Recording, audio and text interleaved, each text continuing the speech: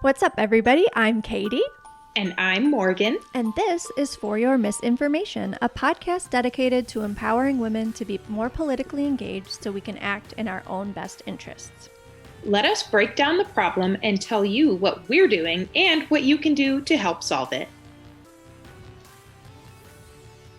Hey, everybody. I just want to make a clarification. When I was talking to Delaney, I talked about Proposition 21 in California, and I told her to vote no. And I actually looked into that a little bit more, and it's actually really important that people vote yes on Prop 21. If it passes, more people could be protected from unmanageable rent increases. In LA and San Francisco, 200,000 more apartment units with nearly 600,000 people could be protected by limiting rent increases. I also just want to say,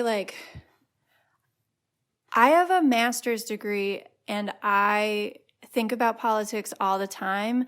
And Prop 21 was so confusing to me that it took another person had to explain it to me. So readability on propositions on people's ballots is incredibly important. I just read an analysis that most are written at graduate level reading levels, which is just unacceptable. I mean, we learn over and over again that if you're going to try and make material accessible, it should be on a 7th or 8th grade reading level.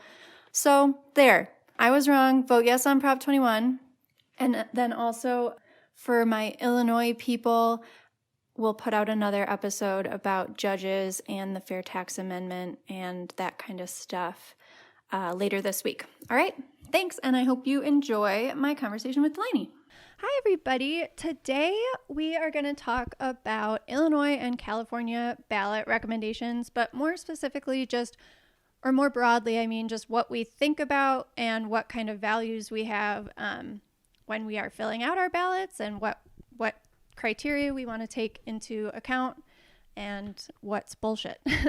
But first, just like always, I want to start out. There have been 216,000 COVID deaths in the United States as of today. As of the recording, we're recording on October 14th. That is a terrifyingly depressing number. Perhaps even scarier if you're listening to this on the day that it comes out.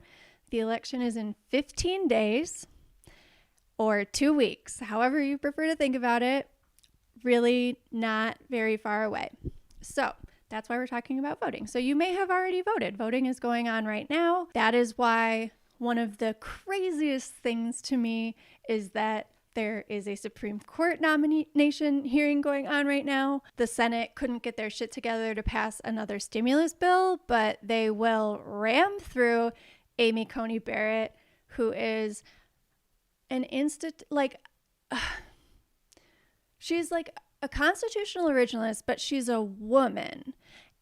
And women aren't in the Constitution. I don't understand how you can be a constitutional originalist when you're not in it.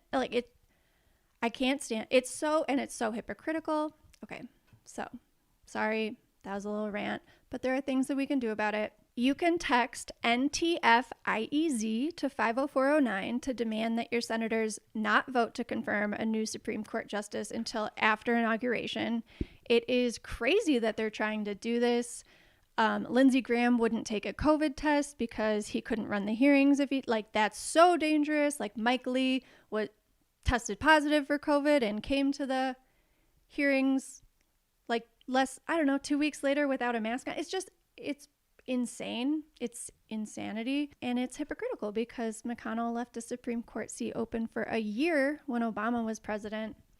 And that's why Gorsuch is in the Supreme Court instead of Merrick Garland, who would have been a way better choice. And now we are getting dangerously close to overturning the Affordable Care Act. That hearing is on November 10th, which is just a week after the election. I am, no joke, getting a new IUD on October 26th because my doctor said that she doesn't have faith that the Affordable Care Act is going to, which covers birth control. So if you are a person who needs long-acting birth control, me and my doctor both recommend getting it before November 10th because the Affordable Care Act could be overturned, and then birth control would no longer be covered, and pre-existing conditions wouldn't either. So if that's something that's important to you, again, text NTFIEZ to 50409. Other things that might be important to you, Obergefell is gay marriage. If you have friends or family who are part of the LGBTQ plus community, a vote for Trump and or a vote to confirm Amy Coney Barrett is a big fuck you to them. Of course, like Roe versus Wade. Amy Coney Barrett said that is not a super precedent, that it is surely on the table. They're going to try to outlaw abortion. And it happens like all this happens fast. So it's not enough just to vote this week. So for all of you activists, I have homework assignments for you. And for all of you non-activists, I have ways for you to get involved too that I think are very manageable and not scary. So that's what's going on with the Supreme Court. If you want to understand how we got here, I would go back and listen to our Dark Money episode from June 15th. Like America, we have a millionaire and billionaire class that are essentially oligarchs who have bought Supreme Court justices. Like the majority of Americans do not want to overturn Roe versus Wade. They think that gay marriage was a move in the right direction. Like this is a power grab by a shrinking minority, and it's scary and it's dangerous. So thank you for listening. Thank you for tuning in and getting involved. So yeah, and to be fair, like the cards are stacked against us in terms of the Supreme Court justice seat. Like Republicans control the Senate. Mitch McConnell is an asshole. He has no like remorse or human feelings. It's a long shot, but we should try because people's rights are in the balance. Like my senator, Dick Durbin, has been like a fucking wet blanket about it since, and it's like, okay, so you should call your senators. Well, actually you don't have to. I'm sorry. That code that I gave you will contact your senators for you. You can just text them. It's much easier. But I called mine yesterday because I was pissed. And I left a message with a poor intern who I started out with, I'm not mad at you. I'm mad at Dick Durbin. And I just said, like, we should not be confirming a Supreme Court justice before inauguration. And I would really appreciate it if he didn't like act like it was a foregone conclusion. But he's an old white guy and his rights aren't on the line. But I'm in my 20s and like I want to have a future. So, and I want that future to not be like the Hunger Games. Like I want it to be like a progressive utopia. So Dick fucking Durbin, get your shit together. Try and get creative. Get some like creative, smart lawyers on the phone and like gum up this process because people's rights are on the line. All right, that's my soapbox about the Senate or about the Supreme Court. As always, I'm going to give you guys my political actions for the week, and then I'm going to transition into an interview with friend and my creative consultant, Delaine Fischer, who I'm sure you will all really, really like talking to. So my political actions for the week. On Saturday, I sent all of my vote forward letters, which I don't even know how long ago I started writing them. My final total was 735, which is a really unsatisfying total. Like I should have stopped at 700 or gone to 750, but like whatever, 735 letters to mostly Michigan. And lately, I think my last like 100 or so have been to South Carolina because Lindsey Graham is like the worst and Jamie Harrison has been so inspiring lately. So the letters are done. No more letters. I'm really taking Nick's advice, who said, if you listen to our episode about phone banking, he said that phone banking is the most effective way to get out the vote especially right now. So I've been phone banking on Monday nights with Indivisible National, and actually Nick runs those phone banks. So if you guys want to do that with us, the link is in our link tree. So that's every Monday at 7 Central. That is when we were doing our letter writing, but we are just like keeping that momentum going and keeping that time slot the same and just switching over to phone banking. So I'm excited to do that. And I'm really glad that the other people in my Indivisible group are down to make that leap because letter writing is a lot easier than phone banking, but phone banking is, what needs to get done right now. So on Monday, or actually, I guess if you're listening to it when it comes out today, I'll be phone banking either to Texas or to Alaska. And then on Tuesday nights, I phone bank for my congresswoman, or my hopeful future congresswoman, Marie Newman. So that is to people who are local to me, are in like southern, western-ish suburbs of Chicago. So I really, really want her to be my representative. So Tuesday nights, I dedicate 2 hours to her. And then on Thursday afternoons, I've been phone banking with Planned Parenthood votes to Maine to elect Sara Gideon and help Susan Collins officially enter into retirement. So if you want to join us, that link is in our bio. And then I also have been text banking sporadically. I actually met my very first undecided voter in North Carolina yesterday. So most of the texting is just like, here's the information that you need to vote, or like, so first you ask about support, and usually people say yes or no. For the very first time, I met an undecided voter, and I hate him. Like, he is terrible. But I'm still in the middle of a conversation with him, trying to convince him. I don't know how you could be undecided at this point. Like, I have been trying to explain my affinity for the Affordable Care Act as a person who has a mom who's had cancer twice and would certainly have like sky high insurance premiums if pre-existing conditions weren't covered. So I told him that, and his response was that he really thought everybody should have been more civil at the debates. And it's just like, fuck you, man. Like, do you have normal human emotions? Like, what are you? But I'm working on it. Obviously, I took some time to cool off. Didn't say that. I'm going to see if I can if I can convince somebody to be a Biden voter. All right, so those are my actions. I really encourage you to get involved with phone banking, and there's a couple opportunities you can even do it with me if you want to. So yeah, let's do it. Okay, without further ado, I want to introduce you guys to Delanie Fischer, who is partially responsible for why this podcast even exists. So hi, Delanie. Hello. Thank you so much for having me. I'm excited to ask you all my questions. Oh, I'm excited too. So I ask everybody who comes on the show, and sometimes it's awkward, but I think it's fun. But do you remember how we met? Well, yes, you are one of my fabulous clients. So we probably met when you reached out to me via email and said, hey, I'm thinking about launching a podcast. That probably was the gist, right? And then we hopped on a call and we talked about it. You told me about For Your Misinformation, and I said, this needs to exist in the world. I need this podcast, so just selfishly, please make it. And then here we are, and you've been on my podcast, Self-Helpless. Yes. And you are my go-to person when I have a question about anything political or anything where I am trying to do good in the world as far as, voting in my best interest and that of my community and everything. So just thank you for everything that you do, Katie. It's really important, and I've learned a lot from you. Oh, I'm so glad. Well, you're welcome, and I'm happy to be that resource for you.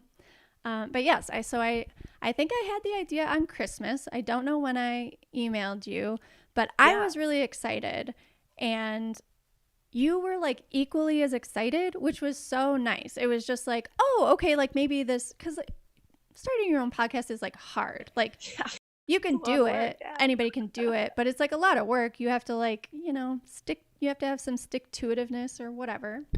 So you have been like instrumental in helping me do that. So thank you. Oh, you're very welcome. Thanks. Yeah.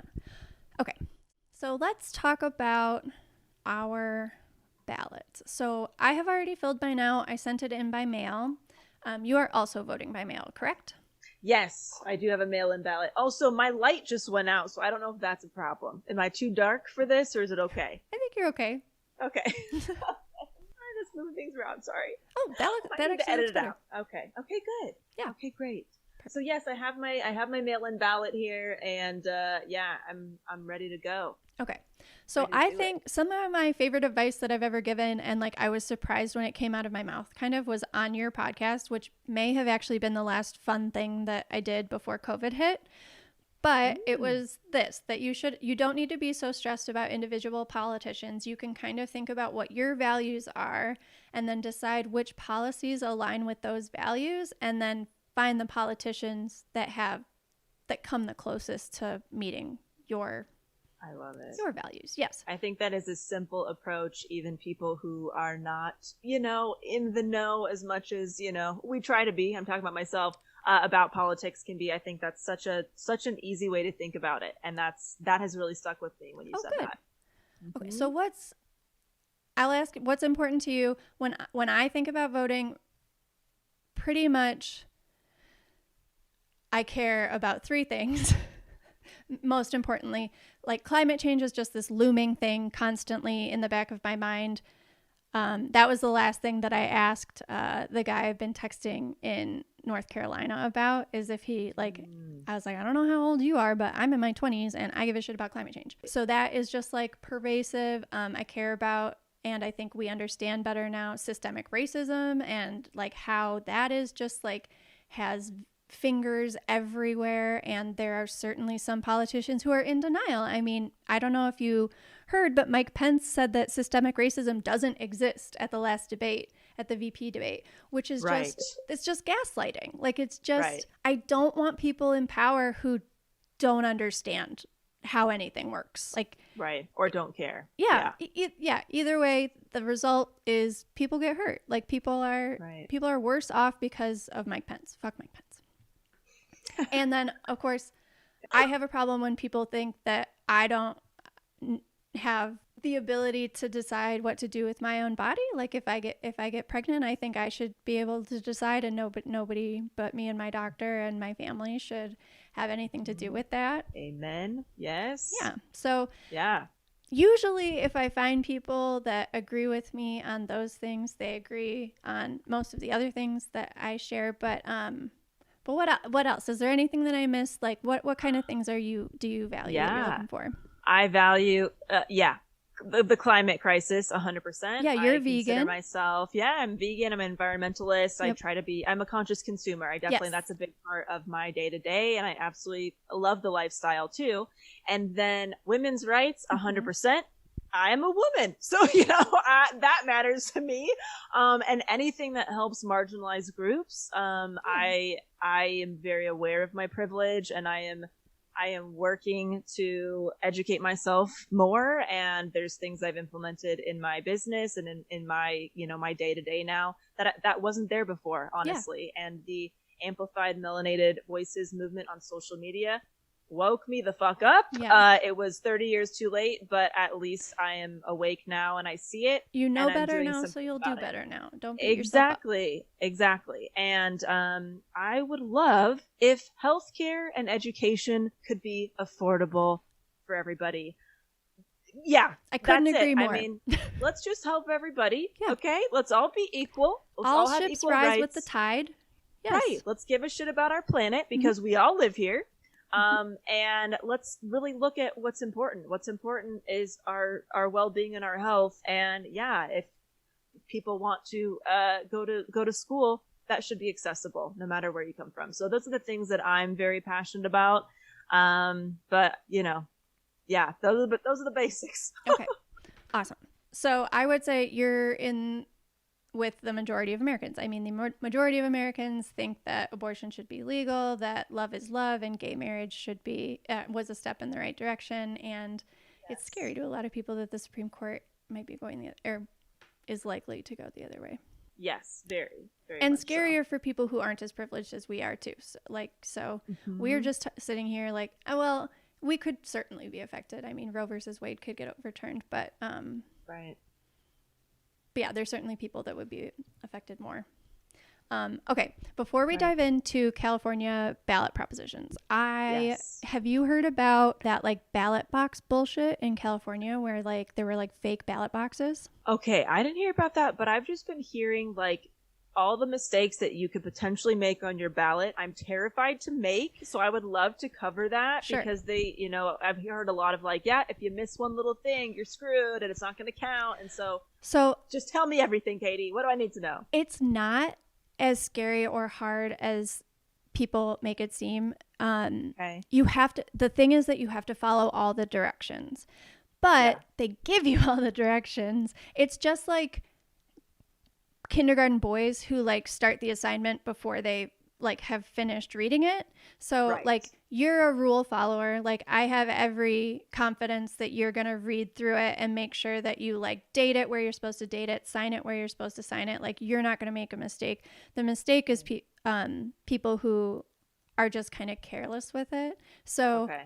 it is easier to make a mistake on a mail-in ballot, but it's so avoidable. Like it's Okay. just read the directions, the make sure that you directions. sign where you're supposed to sign. I'm using a pen that says "Killing It," so that's Oh. what this is. The pen I'll be using because it Perfect. says what blue or black ink only. So Mhm. that's one thing. I'm like, okay, let me get my special pen out. I'm ready. Those are good vibes too. Okay, well then I will tell you. So, and voter fraud is almost non-existent. Mail-in voting is extremely safe. Republicans are trying to create. They're just trying to scare people. It's terrible. Okay, so the California Republican Party admitted to placing unofficial mail-in ballot drop boxes in LA, Fresno, and Orange County with deceptive markings labeling them as official when they were not. That's insane. They claim that the boxes were a legal form of ballot harvesting, but they've been ordered to be removed by the state's attorney general. So like, sorry, Republicans, you don't get to do that. They constantly are talking about voter fraud, but like they're the ones that are doing the shady shit. So Right. if How's that legal to do that? It's not. I mean, they ordered them to stop, but Okay. it's insane. It's just extremely shady shit. So if you are going to drop your ballot off at an early voting location or a ballot box or drop box, which you totally can, make sure that you are looking at the official state of California site to make sure that the ballot box is an official one. I mean, they have been asked to take those fake ones down, but like, I don't know what kind of fuckery they're going to get into between now and when this episode airs. So just make sure that the site ends in like .gov. And if you see a ballot box at like a gym or a laundromat and it seems sketchy, it's sketchy. Like that's not an official ballot box. So weird. And it's insane that saying that I have to say stuff like that. Yeah. I have a question for you, Katie. Yeah. It seems absolutely ridiculous that like some people are standing in line for 3-4 hours to vote. Sure. It seems very hard. Somebody brought up like, why do we vote on a Tuesday when most people are having to work, right? Mm-hmm. Like it's so challenging and annoying to vote. Yes. When meanwhile we can order something online and with a click of a button that gets there the next day. Or the government can put $1,200 straight into your bank account in like a day. Right. Yeah. So this is all on purpose, right? It's on purpose to make it harder specifically for Black and brown people. That's unreal because why aren't we voting online through email or like if you have access to that and you can do it in a few minutes and it's great, like are these things going to happen in the future? We have to elect progressive Democrats to do it. Like there has been like a 40-year plan by the Republicans to make all of this stuff happen. Like it didn't just happen overnight. They've been like taking over state legislatures, which are the people who are in charge of redistricting, and they draw the district so that the Republican wins the district. It's all bullshit. And like part of it, again, I'm going to refer back to that dark money episode that we've done before, but like we have to get money out of politics because like corporations are buying our politicians and then they're enacting the laws that they were bought to enact, not what their constituents want. And it's such bullshit. So the answer is, and like when I talk about that, people say, well, Democrats do that too. You're right. And I don't like Democrats who take corporate money either. We have to start electing people who don't take corporate money. And that is why I supported Elizabeth Warren and Bernie Sanders in the primary, because they're the only people who only accepted like small dollar grassroots donations. Everybody else had like billionaires donating to them. And I don't know what they promised those billionaires in return. Like I want my officials to be accountable to me. Right. So, yes. Amen. Thank you. So, and then my final advice, you can go to Ballotpedia, which is linked in the bio, or you can use their My Vote app to look up your ballot ahead of time. So like Delanie and I have ours like in front of us. But if you are voting early in person or on election day, You can take your phone with you, you can take your notes with you, and you should. There's a lot on your ballot, especially if you live in California. There's a shit ton of propositions, and we will talk about them. But make sure that you fill it out ahead of time, bring it with you. So those sample ballots are on Ballotpedia, or Ballotpedia has an app called the My Vote app. And then I wish there was like a universal place to look for like judicial retention recommendations. In Chicago, we have a really good website called injusticewatch.org. In most places, the League of Women Voters, like your local League of Women Voters, will have a judicial retention guide to tell you like which judges are corrupt or racist or whatever. So I would Google wherever you live and then like League of Women Voters Judicial Guide, and they usually have some help for you. But also, we don't have like millions of followers. If you want me to help you with your ballot, I'll help you with your ballot. So just like message us. That's awesome. Okay. Great. So president and vice president, kind of a no-brainer to me. Gotta go Joe Biden and Kamala Harris. If you live in California or like a very blue state and have some sort of problem and like fine, whatever, I don't really care. But if you live in a swing state, you gotta go Biden Harris. Their climate change policy is really good. They understand what climate change is. They acknowledge science. They seem like compassionate humans, which I haven't recognized any of those qualities in Donald Trump or Mike Pence. So yes, that's the way to go. For you, so I'm going to skip some of your more local races, and I'm just going to go over the ones that are more like broadly applicable to all people in California. Great. You don't have a senator up for election. They go up every 6 years, so you don't have anybody, you don't have a senator to vote for. You have no choice. You keep yours. But your House rep is up for re-election, Brad Sherman. He's fine. He's old. He's been in the House for like 24 years. Weirdly, his mom just died like 3 days ago. I was like looking up information about him, and that was like the first thing that popped up. I was like, oh, poor Brad Sherman. Yeah. But yeah, he's fine. His big like things that he writes legislation about are like regulating puppy mills, which is good, protecting wildlife, which is good, and he is big on preventing animal torture. So I figured those would all be things that you really like. Good for me. I know. Yes, that was perfect. Very anti-animal torture. I know. Thanks, of Brad. course. Yeah. So that is good. My initial reaction when I was reading about him was like, did puppies elect you? Like, did feral horses elect you, or like did people elect you? Like, there's like black people are dying. Like maybe you could pass some legislation about criminal justice, but like, right. And then I was like, okay, but people who hurt animals end up hurting people later. So like, it's good that we should focus on locking them up. So he's nice. Right. What's any issues with him? Like any dirt that you could find? That's what I'm excited about. Give me the dirt.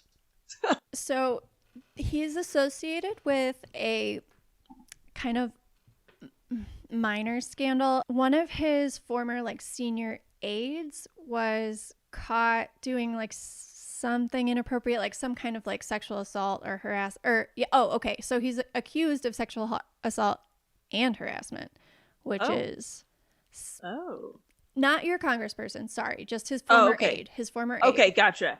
Former aide. So did he fire him or what? I think when that happened, it fired him. So it's not like, I feel bad even kind of associating with him. It's just the scandally part is that at a town hall that was being recorded, somebody stood up and asked him about that, and said that, like, especially in the wake of that happening, that his whole office's like sexual harassment policy was really lacking, and he deleted that question from the town hall, like the video that he posted online, which is just like, I don't really like that. Just like be transparent. Right. But he is, I would say he's like heads above the people who are running against him. So he has earned my vote. But I agree that the other guy, Mark Reed, do you know much about him? Is he the Republican? Yes. That's who he's running against. Yes. I can't really find any scandals about him. He seems like a tool. He is like he wants to like uphold the founding fathers like original interpretation of the Constitution, which again, oh, actually I haven't said this on the podcast. I just told you beforehand, or no, maybe I didn't. Did I tell you that I went to college with a girl who now clerks for Brett Kavanaugh? No. Okay. I found out about this a little while ago, and I was like, maybe she hates it. Like maybe she's doing it just to like advance her career, which I don't respect, but like I kind of understand. Nope. So she was on the basketball team. I lived with all basketball players, and I texted some of them earlier today, and they were like, oh no, she's a constitutional originalist. She voted for Trump. She's so excited to be Brett Kavanaugh's Supreme Court law clerk. And it's just like, I don't understand how women can be constitutional originalists because women aren't in the Constitution. Right. Like you are voting, you're trying to oppress yourself. Like, right. I just don't understand these. It's embarrassing. And also like my, the university that I went to posted something about how like, or I think probably just the women's basketball page, but posted about how proud they were. And I just want to be like, yikes, like what? Yeah. No.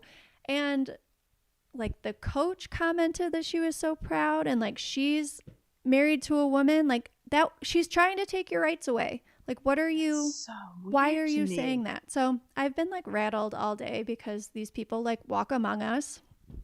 But anyway, yeah, that's how Mark Reed thinks too, it seems like, although he would be a legislator, not a judge. But he doesn't. So you're thinking he has no chance. Brad Sherman might be a good pick. I think Brad Sherman above Mark Reed for sure. All right. I mean, and then maybe so House reps are up every 2 years. So maybe in 2 years, somebody who's a little bit younger and or, you know, wants to do some like criminal justice reform or something could get up in there that also cares about animals and puppy mills and stuff. Beautiful. That'd be great. Love it. Love it. Yes. Okay. And the next person that I wanted to talk about is up for the Los Angeles District Attorney. So Jackie Lacy is your district attorney right now. She's an older Black woman, and she is fine. Like, there's nothing terribly wrong about her. She is in favor of criminal justice reform and like bail reform. And I know we've all been doing like a lot of work on just like systemic racism and injustice in our community. And like cash bail is a huge driver of putting Black and brown bodies in jails that only because they can't afford to get out when like white people can go free all the time. It's bullshit. So her opponent is George Gasque. Okay, he's a Cuban immigrant. He immigrated here when he was 13. His last name has like the little squiggly over the O, so I don't actually know. Yeah, Gascon? I don't know. Yeah. Con? Yeah. George Gascon. Yeah, that guy. Yes. So he has like a little bit more of a progressive approach to being district attorney, and this is like a really, really important position. There's a huge like nationwide push to get more progressive people into these positions because they decide like what gets prosecuted and what doesn't, like what crimes they let go, what crimes are punished heavily and or not. So there's we'll talk about this a little bit more because some of the stuff has to do with propositions. Like there's a cash bail proposition. So like I said, Jackie Lacy is fine. I feel weird saying that I mean, he's a Cuban man, but that he is more progressive and has better criminal justice policies than like a Black woman. But she is also like, she's been around for a really long time. And I just think it's like time for some new, like fresh, more progressive blood in Los Angeles, especially because it's such a huge area like that. The person who has that position of power has so much influence over so many people. And I like the way that he thinks about it and frames those issues a little bit better than Jackie Lacy. Okay. Good to know. Thank you for, being honest about all that. You're welcome. It's helpful. I think Jackie Lacy's probably going to win, but I hope that George Gasque pulls off an upset. Okay. Okay. I'm going to leave out the rest because it's pretty specific, but I will send you an email that has my like breakdown of your ballot with all the local elections and like school board and judges and stuff. But in the interest of not boring everybody else, I think let's skip to the propositions. Great. So there are a dozen propositions on the ballot in California, whereas there's only one on the ballot in Illinois. Really? Yes. Oh so gosh, we have so many. California has an interesting way, like people can, like it's pretty easy for ordinary citizens to get an initiative on the ballot. And then that's some like direct democracy. Like you get to vote on all 12 of these. And like one of it is about $5.5 billion in stem cell research. So like on the one hand, cool that you get to be so involved with your democracy. But on the other hand, it's like, ooh, we elect people to be like, we're in a representative democracy. Like you and I are doing a ton of research on this. Like we really looked into it, but like, I don't trust everybody to do this. Mm-hmm. So I don't know. It's a little bit frightening to think of it that way. And I think that's part of the reason that like Illinois doesn't do it that way, but also it's really, really hard for us to amend our constitution and amend, like we might, that's what's on our one ballot initiative or amendment is to amend the Illinois Constitution. We don't have a progressive income tax rate. So if you make $15 billion a year or you make $10,000 a year, you pay an income tax rate of 4.95%. And that's bullshit. And that is part of the Illinois Constitution. It's written in there that income taxes can't be progressive. And their very first thing on the Illinois ballot this year is to implement progressive income tax. And of course we should do it. Like, yeah, wow. The richest person in Illinois, his name is Ken Griffin, and he's the founder of Citadel. He has $15 billion. He's 5 times richer than Trump. He's 5 times richer than J.B. Pritzker, who is our governor. He has spent $46 million to try to to create a group that is against this tax increase but it's only a tax increase for people who make more than $250,000 a year. So I don't know how much you know about Illinois. We've been corrupt as fuck forever. We're super bankrupt. We have no money. Where do people think that money is going to come from if we don't tax rich people at higher rates? Right. Who has the resources to like get us out of this COVID hole? Ken Griffin? Right. Or is that his name? I think it is. I hope it's his name. I'm pretty sure.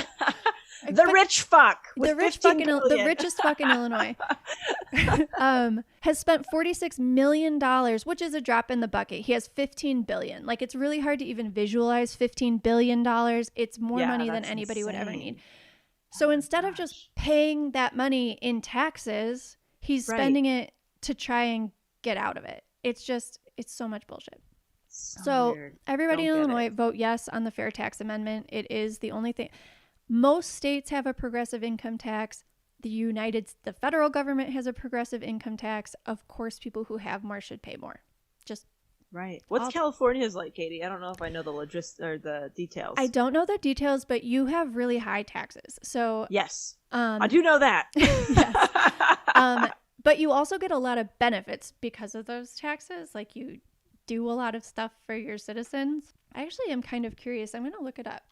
Okay, so it looks like if you're single in California and you make $45,000 a year, you have an income tax rate of 8%. So that's about double what it would be here. Good Lord. Yes. If you make that much money, your highest tax bracket is 13.3% for people who make more than $1 million a year. Okay, gotcha. Do you know what the tax break is if you get married? Like if you're a California resident who gets married? I'm curious about that because, I'm supposed to get married this year. Yes, or this next calendar year. If you are married filing jointly, you only pay 13% on 1.1 million and above. It looks like I don't know. Might not be a big difference. It doesn't seem like it, but also like maybe talk to like an accountant or Yeah. Sorry. No, it's all good. It's all good. That's just something I'm like, yeah, how much money can we save if we just get legally married as soon as possible? Right. Because California is expensive as hell. Yes. Yeah, so your taxes go to a lot cooler stuff. But I would be happy. I just don't understand people who think like that guy. Like if I had $15 billion, I'd fix the roads and I'd like all the kids would have food at school. I don't get it. I don't get it. You don't need that much. What are you doing with all that? You're not going to spend all that before you die. The amount of money that Jeff Bezos has made since the pandemic started, he could pay each one of his employees $110,000 and he would have as much money as he did when he started the pandemic. Why doesn't he do it? Yeah. It costs less money than he has to end global hunger. Like, it's not good for us to have this kind of wealth inequality. Like people say, that's why like when I know everybody doesn't tune in to everything as much as I do, but like during the debates, there was a question to Michael Bloomberg, who has $50 million compared to this dude from Illinois who has 15. And like JB Pritzker's rich as fuck. He's a billionaire too. And he's not even the richest guy here. But, sorry. I got distracted. What was I talking about? All good. We were on some of the measures or the propositions. Yeah, the propositions. Oh, I guess I was just saying they asked Mike Bloomberg if it was if billionaires should exist, and he was like, "Of course, I work very hard." And it's like, explain to me minute by minute how you earned $1 billion. Explain it to me. Like, what is it? Yeah. What like net value are you providing to the human race that you should be able to hoard $50 billion while my mom's prescription, just one of them, costs $1,000 a month, like a new one. So like, God. I would like to be spending a lot of time phone banking. I will probably be spending a lot of time in the next couple of weeks on the phone with her doctors and her insurance to try to get them to cover this because it's it's like one of her pain meds. Like she needs it. Yeah. What are we like? So no, Mike Bloomberg, there shouldn't be billionaires because like there are causes and effects. Like there are people who are going without because you are hoarding that kind of wealth, and it is ridiculous. Right. And that's how I feel about it. It's unnecessary. Yes. And so isn't there like a statistic out there that after $100,000 of an individual's happiness does not increase? I think it's like even, once even maybe a little bit less than that, but yes. Right. Once your needs are met, like, your basic needs met. Right. You have your disposable income. You have like enough. Mm-hmm. Then the rest is just excess. Right. You're no longer going through like micro traumas of like, am I going to be able to afford this week? What if my car breaks down? Like, what if there's just so much. And then there's like ridiculous statistics out there on when women are wealthy, they give like 90% back to their community versus when men are wealthy, they give like maybe 30%. That's why people say, women, you need to get rich because we can change the world and we will. Yes. Right? Okay, get that money and run for office. Those are your two assignments. Please. Yeah. All right. So the propositions start with 14 and they go up to 25, 24, 25, something like that. 25. So something like that. The first one, Proposition 14, that one, and all of them are worded, they're wordy. So I am just going to like summarize what they mean. So Proposition 14 is a vote to continue stem cell research. It's a $5.5 billion authorization in state bonds. So when I hear about something like that, I am all for like medical advancements. The treatment that Trump received was developed using fetal tissue. Like there are incredible medical advancements that are happening because of fetal tissue and stem cell research. And I'm a vote yes for that all day. So that's how I feel about 14. Mm-hmm. Okay, great. And so what's the other side of it that people are maybe not into? They don't like abortion. They don't like stem cells being used. They maybe even have been like fed misinformation that people are getting abortions just for this, which is not true. That so it's just, it's mostly just the like we don't like it's the anti-abortion people. Okay, gotcha. Or I guess, good to know. Yeah, maybe if you think that funding would be better used somewhere else, but like, right. Do people say like, oh gosh, 5.5 billion, that's a lot? What if it's like, oh, maybe a little bit to that and then somewhere else, you know? Yeah. Are people kind of thinking that too, if that's a whopping number? I don't know. Okay. Except that like they might be, but it's unfortunate that it like doesn't work that way. It's either all or nothing. It's like, yes, you get the 5.5 billion and we keep doing making medical advancements, or not. Right. Okay. Cool. Good to know. Yep. All right. 15. So this increases sources for public school, community college, and local governments by changing tax assessment of property values to current market value instead of what the purchase price was. So if you purchased a property a really, really long time ago, your property taxes are lower than they probably really should be. And this increases property taxes on commercial properties, but not homeowners. So that is like the one caveat that I was looking for. Like I do think that like businesses and corporations can afford to pay more, especially if they're on property that is like devalued.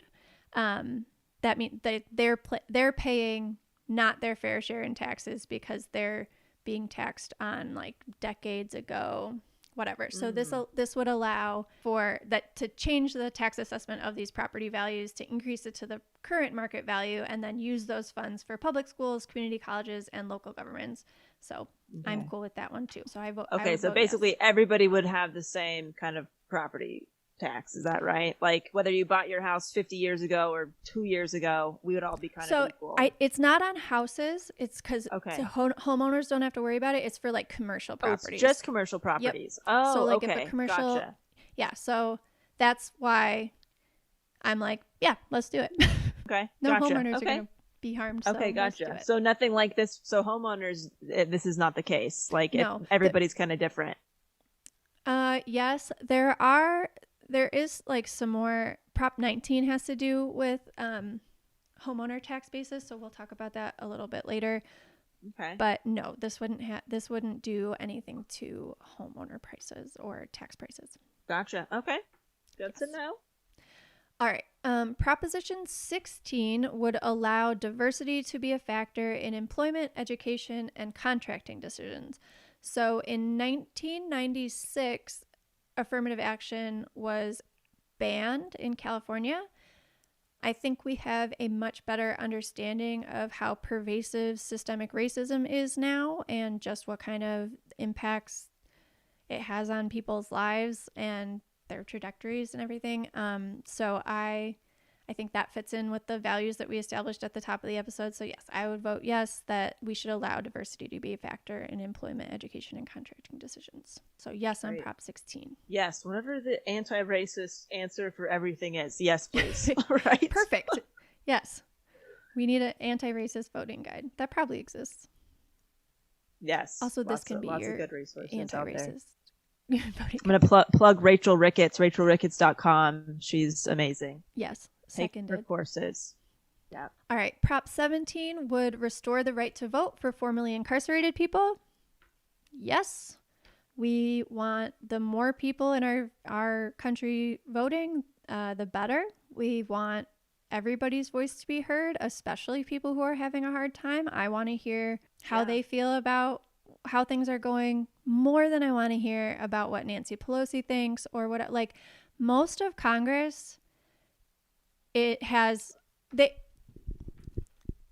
so much more money than the average person. Like people in Congress are rich as fuck and they're old as fuck and they don't understand the problems that are still going on. I would much rather like have formerly incarcerated people like telling me what's wrong with this country and telling me how to fix it. So yes, of course, formerly incarcerated people should vote. Yes on 17. All right, 18 allows 17-year-olds to vote in the primary if they turn 18 before the general election. That seems like a no-brainer to me. Yes, if they're going to vote in the general election, why not let them vote in the primary? Right. So yes on 18. All right, Prop 19 would allow people who are over the age of 55, disabled people, and victims of disaster to transfer their primary residence's tax base to a replacement residence. This one is really wordy. But what it seems to do to me is to allow people to have all the benefits of living in California, which has really high taxes, but to transfer their primary residence to a different state that doesn't have as high of taxes and like pay those taxes there instead, which seems unfair to me. So I said vote no on 19, and I asked Nick, who's another organizer, and he also said vote no on 19. But I'm curious to hear what the other side is. I don't really know. Right. I mean, it probably would be like a like fiscally benefit the people who would use it, but I need to probably read this more, but is this for somebody if they're living somewhere, are they living in California but they're paying a different state's tax basically? So they're definitely living in California. It seems like they probably also have, like, the people that it would affect probably also have a home somewhere else, and it seems like this would allow them to transfer their. This one is 19, so weird. 19 just sounds like it could be taken advantage of very easily, right? Yeah. This seems like there could be some corruption with 19. It does, and that's actually a really good point that you bring up, and part of the problem with people being able to get ballot initiatives on in California is that if you have a lot of money, you can probably get the signatures you need to get it on the ballot.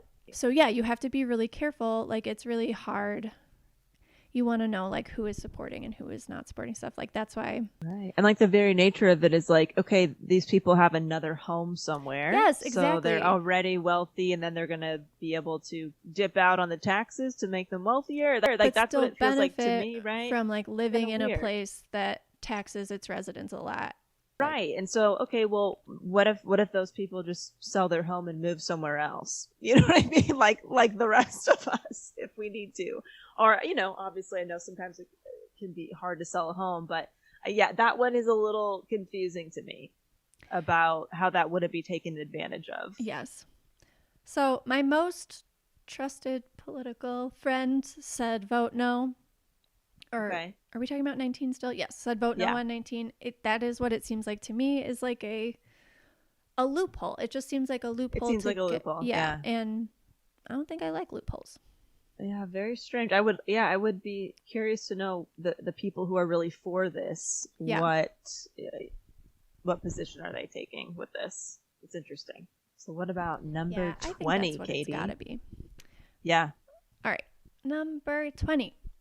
So this one limits access to parole for nonviolent offenders who completed their full term, and authorizes felony sentences for current offenders currently seen as misdemeanors. I say no, because nonviolent offenses are usually due to like the situation that you're living in, which usually goes back to like generational poverty or just systemic racism in general. Yes, and I just don't have that much of a problem with nonviolent offenses. And then it also would authorize felony sentences for some current offenses that are only misdemeanors. So it makes some crimes worse and like would make people stay in jail for longer.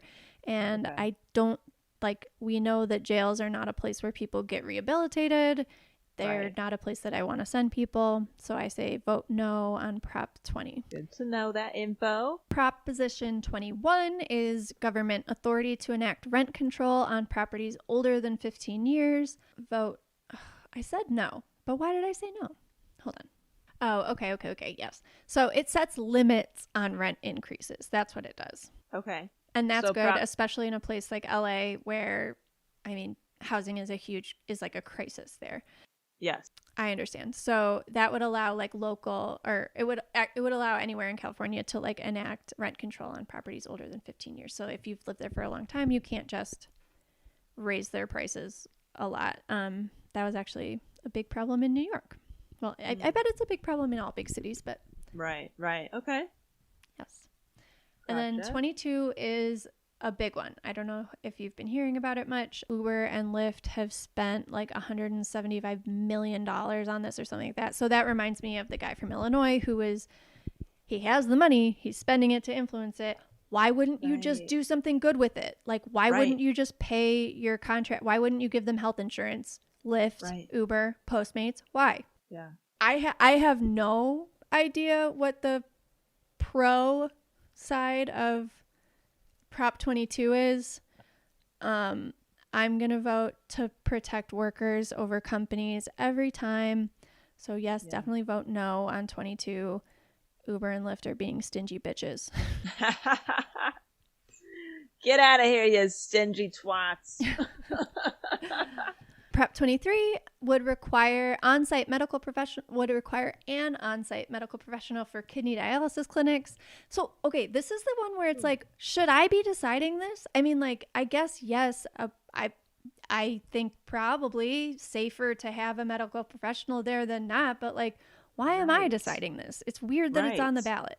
But yes, I mean, I did ask a doctor what she thought, and she was like, yeah, that seems reasonable. So I guess we're going to vote yes. Right. But weird thing for me to decide. Yeah, this isn't already happening? Why is it? Right. Why isn't this already a thing, please? People, what's happening? Normies running kidney dialysis clinics with like that no doesn't experience. seem What's right. happening? I don't have a medical degree, but that doesn't seem right. I think I can figure it out. But if you know like a nurse in California, maybe ask them. I will. Cool. I do. One of my good friends is a nurse, so she'll tell me what's up with this. I would be curious if she has any insight. Yeah, I'm sure she does. Prop 24 is supposed to expand consumer privacy laws, which I think in general is probably a good idea. Although this one like doesn't seem like it was particularly like well thought out. It doesn't seem like it's going to protect people that much. So I would say vote no, although like a yes vote is probably not bad. Is the whole social media selling your information, all the data collection and all that crazy stuff from like the social dilemma? Is that what it's called? So I haven't watched the social dilemma yet because I'm like worried about what I'm going to find out. It's insane, dude. It is insane. Is it a series or like it's like no, just a documentary? A documentary, like maybe an hour and a half or so, something. Maybe I'll do that today. Is it gonna like really fuck me up? I mean, it's stuff that you probably are already thinking is happening, but the depths of it really, like how truly like everything is calculated. Like, of course I know they're looking at my shit, they're selling things, they're giving me ads based on what I'm into, but the thought that if you go off of an app for a few days, they are desperately trying to get you back using every tactic in the book.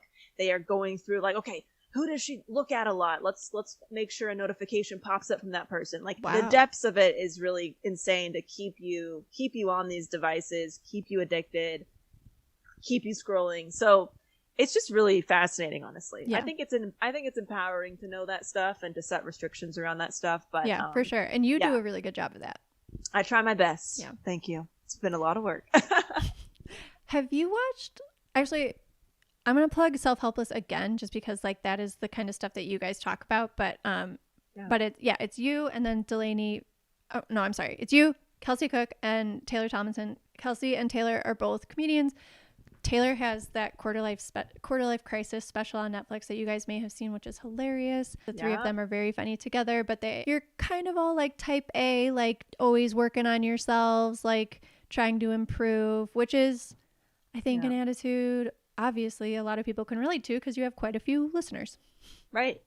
Yes. But yeah, that's one of the, I'm always learning new stuff from your podcast, but yeah, social media, like boundaries and stuff like that is something that you guys talk about a lot, which I'm grateful for. Yes. Boundaries is a big theme on our show. It's great. Yes, definitely. And then last but not least is Prop 25, which would replace money bail with a system based on public safety and flight risk. And some people don't like this because cash bail provides revenue for the state, but it's at the cost of mostly Black bodies.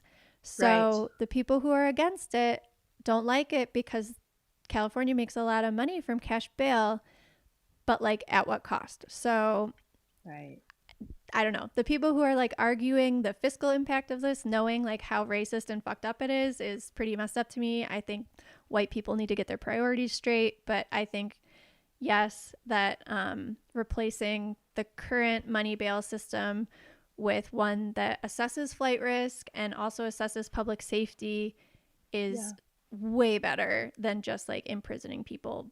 Right. What would that logistically look like, Katie? Do you know like some of the details of what they're thinking? So I think like if you have some kind of like nonviolent offense that like you're not a threat to society or anything like that, they say that when people post bail, they're more likely to show up at their trials, but I am pretty sure that it actually doesn't happen in reality. I think it's just like a thing that people think works, but it doesn't actually work. And then again, like white people get out way more because they have more money just in general. So I think it looks like less people being in prisons, especially pre-trial and especially Black and brown people. So I think that's a good thing. Yep. Great. Yep. And then president. That's a toughie, huh? Yeah. You can vote for whoever you want for president. You live in California. But I'm going Biden-Harris because I'm shocked. I'm shocked by this, Katie. I know. This is big news. This is big news coming from you. It was hard. Donald Trump is so likable. So likable. Lovely gent. Yeah. Really, really has everybody's best interest at heart. Oh, yeah. You can tell. You can tell that he's just really selfless. Yeah. So please, if you live in a swing state, vote for Kamala Harris and Joe Biden. All right. So this is the portion where I assume we have activists and non-activists who are listeners. And that's good. We need everybody, all hands on deck. All hands on deck. All hands. And if you are not an activist, ask an activist for help. Like, ask Katie. I love helping. She's my go-to activist. You know what I mean? I probably will not be an activist in the sense of all the things that you do, Katie, you know, but it's like we can all do something. Exactly. So don't let not being perfect at something keep you from doing anything. Right. You know. Yes. Very important. So yes, so it's not enough just to vote. We all have to vote. That is very important, but it is not enough just to vote this year, whether you consider yourself a traditional activist or not. So behavioral scientists have come up with a really effective way for non-activists to significantly increase voter turnout. And it's something called vote tripling. And I'm actually I felt like a twinge of jealousy when I was reading about this because this is not available to me because because I'm constantly talking about stuff on Instagram, which people thank me for. They appreciate the breakdown. I got in the mail today a flyer about the Illinois tax hike amendment. And so that's what they were calling it. There's a ton of misinformation on it. So I took a picture of it and I broke down this is bullshit. This is bullshit. This is bullshit. Here's who's funding it. He has $15 billion. Here's the reality. If you make $250,000 or less a year, then your taxes will go in Illinois. Your taxes will go down or stay the same. It's bullshit. And I think people appreciate that. But like you said, nobody's shocked when I'm like, hey, we got to pay attention to politics. People are like, oh my God, we know, shut up. People think I'm like the girl who cried wolf, basically. But it's like, oh, no, I'm not. You're going to find out soon that we've been fucked this whole time. But okay. But because of that, you have this superpower that people don't clam up when you come up to that. I don't think anybody associates me with politics in any way. Exactly. So because your friends don't see you as an organizer or an activist, they're more likely to take your request to vote seriously. So 97% of the people who want Biden, Harris to be president and vice president will never volunteer for them. That's just the reality of it. Like, they'll vote for them, but they won't volunteer for them. Right. So like, I'm part of the 3% that makes phone calls, does texting, whatever. But like, yeah, and I'm part of the other percent. Exactly. Yeah. And willingly you're admit part that. of the yeah. vast majority. And behavioral scientists were thinking about that, and they're like, wow, this is just this huge untapped resource. And especially like your network is this huge untapped network of likely other non-activists, just because like people, birds of a feather, hang out together. So right. my friend group, whatever, is probably already like highly engaged, and on like the fringes I can reach out to people who are not as engaged. They're phone banking with you. You know what I mean? Yeah. They're next to you. Yeah, exactly. So like, they got their ballot in already. They don't need my help. Right. But so like, the most effective thing for me to do, and like, you and I love efficiency. Like, we love like maximizing the benefit of something. So like, you have this comparative advantage that your friends are so much more likely to listen to you because you aren't like typically talking about this stuff. So yeah, makes sense. Yes. So it's actually very cool, and I really like behavioral science, and I think it's really interesting, and I'm so glad that they were like working on something like this. So yeah. But so the activism that I'm doing is not as like effective. I have to do more of it to get more people to vote. Like, you asking 3 friends what their plan is to vote, and then checking up, like following up with them to make sure that they followed through, and also asking them to do the same with 3 friends, especially if they tell you which 3 they're going to text. Love it. It increases voter turnout so much more than phone banking does. I have to call so many people to convince one person, which is okay. Like, it's worth my time. Like, I hate Susan Collins, and I've been working really hard to get Sara Gideon elected, and if she does get elected, I will feel amazing. But yeah, I just think it's very cool that there's this like easy, non-intimidating way for like non-activists to like really, really make a big difference. Listen, you're texting your friends every day already. You might as well just say, hey, you voting? Where are you voting? Yeah. Like, what's your deal? Plan? What's your plan? Oh, cool. Want to do it together? Options? Okay, great. Are you voting by mail? Are you voting early in person? Or are you voting on election day? If you're voting by mail, have you requested your ballot already? Actually, in California, do they send send ballots out to everybody? No. I think you have to register, I think, for a mail-in ballot, or whatever. So we had to specifically do that. But we have also a polling place 10 feet away from our apartment. Yeah. You know, we're lucky. It's super accessible. So if for some reason we lost one of our ballots or something like that, we could walk across the street. Yeah. I have a question. So let's say I text 3 friends and they say, yep, you know, I have a plan. I already did it, this or that. Should I just keep texting friends until I find one that doesn't have a plan? Like, is it just 3 in general, or is it 3 people who don't have a plan? So I think it's just 3 in general. I think you've completed your assignment if you've asked 3 people. I had the same question kind of, because I'm like, well, why would I stop at 3? Like, I want to do more. I'm an overachiever. Right. And I think probably what it is like, of course you can text it. I think you can definitely text more than 3, but I think 3 is probably the number that they figured out won't like overwhelm people. Right. You know? Like, right. So if I think like Kelsey would be a good, I mean, you don't have to text Kelsey because I already Instagram messaged her and I was like, do you want me to do your ballot for you? And she was like, yes, I do. So that's awesome. I love it. Kelsey can't be one of yours. Sorry. But yes, she's one of yours. I got it. I got plenty of friends I can text. I'm gonna do it. Yeah. So I think like 1,000%. if you want to be an overachiever and text more than 3 friends, I think that's cool. I think the key to the 3 thing is when you ask them to text 3 people. I think you say, can you text 3 people and do this? Like, make sure that they're gonna vote too. Yeah. And like, hopefully it creates a ripple effect. But like, even if it doesn't, you already made a big dent. So, love it. I think that's great. That's so doable. That's so simple. I love it. I learned about it this weekend and I was so glad. Yes. You know, as somebody who gets overwhelmed by politics and all the details and all the terms and everything. This is the type of shit I can do. This is Yeah. my wheelhouse. You know, if somebody can just give me these over and over again, I can follow through on that. Yeah. So if you're feeling that way too, I understand. Let's do this. Yeah. So seems like an achievable goal, right? Absolutely. All right. So if you're listening and you identify with Delanie, that's your assignment is to text 3 people, make sure they have a plan to vote, figure out what it is, ideally follow up and make sure that they did it. And then I ask if they can do the same thing with 3 people. And that really does increase voter turnout. So great.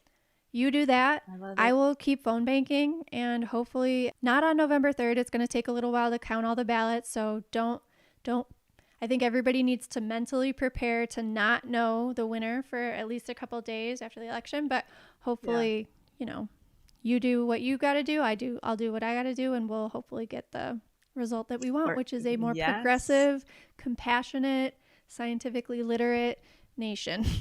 We're in it together, baby. Yes. Everybody can do something. Yes. All right. Let's end with something nice like self-care. So, okay, I'll go first. I pushed cooking like out of my repertoire. I like let it fall to the wayside and was just like, oh, I have so much to do. Like, I'm not going to.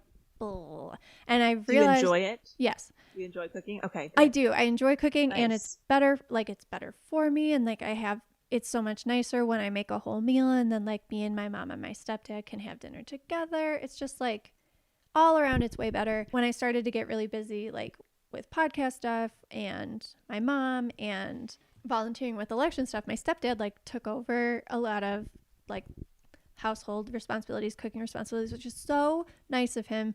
More men should do stuff like that. But I should prioritize it. Like I have been prioritizing getting like work done. And like when that's done, I have time to exercise or I have time to make dinner or whatever. But that never happens. It's never happened one work time. Is never done. So like that's the stuff that I have decided that I need to start prioritizing because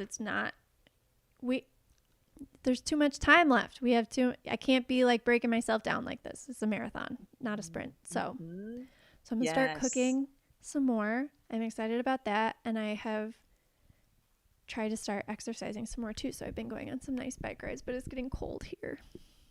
Oh, I bet. Well, it's good. I mean, that's the thing is there's always going to be something to do. Work is never going to be finished. There's always going to be the next thing. I am the same way, Katie. I know we've talked a lot about that.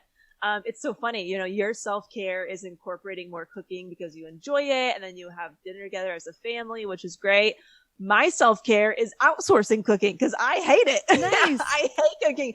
I have tried to like it. I have tried to make it enjoyable, but you know what? It just feels like a chore and I'm done looking into it for myself. You know what? I like to do a lot of other things. Good for you. And it's okay. I have a meal service that I use and it's really great. Pre-made, you pop it in the oven or the microwave. It's delicious plant-based meals that we love. I use Bistro and, that is my self-care is like at the end of a work day, the last thing I want to do is cook dinner. And so we just, we heat those up and maybe watch some TV, take a nice walk with my dog Maverick. And that to me is super relaxing. My self-care is very much like long walks, with my dog and my fiance and, watching a movie or like having some hot tea and walking around a pretty neighborhood. You know what I mean? Like those types of things. So I think it's great. Like, I think that's a perfect example of like, self-care can be so different for everybody. And it's really about what energizes you and makes you feel taken care of and figuring out like, what do you want to prioritize? Yes. Exactly. Just to add on to that just a little bit is I used to use a meal service just like that when like my priorities were different. I think it was like 4 years ago or something like that. I was like very into exercising and I was also like working full time and then coaching part time and like making food was not something that was sparking joy. So I like outsourced it to a meal service and that's what I needed at the time. And like now this works for me, and I'm glad that I like reevaluated Exactly. and yeah, I think more people should Exactly. do that. It can go up and down. You know what I mean? 5 years from now, I might be like, you know what sounds great? Cooking some shit. And then Yeah. I might incorporate that into my life. And it's okay if you change your mind. I think people, you know, they'll tell themselves like, no, I'm this person and I'm forever this person. And you know what? You're just this person today. But you know, where I am, it's like, yeah, I'm going to outsource that and outsource this and spend more time on that. And I think that's constantly evolving, you know? That's good. And I think that's good self-care too. Absolutely. To take stock of what's evolving. Yes. Gotta tune into yourself. Yes. All right. Well, I think that's all the info that I have for you, unless you have any more questions. Wonderful. No, you crushed it. Thank you so much for helping me with this. It's so funny because every single time I have ever voted, my first thought is, oh my gosh, if I could just have somebody who knows what all of this means over my shoulder telling me how to vote or what the bullshit is. It's just so funny that I was able, oh, look at this. It happened. It happened. I came to you. You came to me, but every single time I've ever voted, I've thought that like, oh my gosh, if I could just have somebody who's a lot more knowledgeable about this stuff, who can break it down for me in layman's terms, tell me, you know, how to best, you know, vote in my best interests and of course the world at large. It would be so helpful. So I think it's awesome. And it's awesome that you're open to answering people's questions and helping them with their ballots. Sure. You guys reach out to Katie and have her help you. Seriously. Yes, no question is a stupid question. You know what I mean? I meant to say that earlier too. I love it when listeners reach out, and never, ever, ever has anybody asked a stupid question, because there aren't any, because this is complicated shit. And if it was easy, you'd be able to understand it. And they make it complicated on purpose to try and disenfranchise you. And we're not going to let them. That's right. Yeah. Boom. Boom. Well, thanks for joining, Delanie. Yeah. Thanks for having me. I'll talk to you later. All right. Bye. Thank you guys so much for listening to For Your Misinformation. If you haven't already, please subscribe to the podcast. And if you like it, give us a rating and a review. It helps us find more listeners, and the more of us there are, the better. And make sure you're following along on Instagram and Twitter at FYMIPod. Shout out to Kyle Dibdahl for the intro and outro music, Hope Dye for the podcast art, and Ben Schlofelt for the audio production. We come out with new episodes every Monday. For Your Misinformation is part of the Demcast family of podcasts.